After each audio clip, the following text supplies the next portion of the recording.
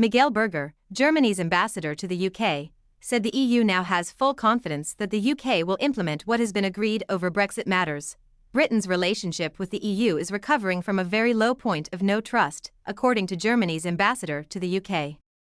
Miguel Berger praised Rishi Sunak for having developed a relationship of trust with European Commission President Ursula von der Leyen, adding, "This is something we can build on." Mr. Berger said the EU now has full confidence that the UK will implement what has been agreed over Brexit matters in contrast to the experiences with Boris Johnson when Prime Minister.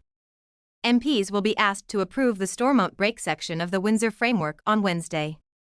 Ms. von der Leyen signed up to the framework when she met Mr. Sunak in Windsor last month. Downing Street believes the brake measure, which potentially gives the UK a veto over new EU rules in Northern Ireland, was the most significant part of the agreement. It represents the first Commons test for Mr. Sunak's deal with the EU, and he could face a Tory revolt. The deal as a whole seeks to cut red tape on the movement of goods created by the Northern Ireland Protocol, Mr. Berger told Sky's Sophie Ridge on Sunday. "I think it's a very good compromise that has been worked out quietly over 4 months between the European Commission and the British government. It preserves the Good Friday Agreement.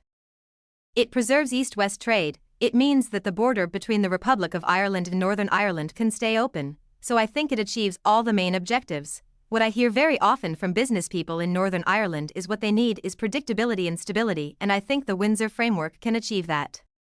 We understand the sensitivities of the DUP and other unionists, but at the same time I think we need a compromise which allows us to have the necessary confidence in the agreement, and I think this.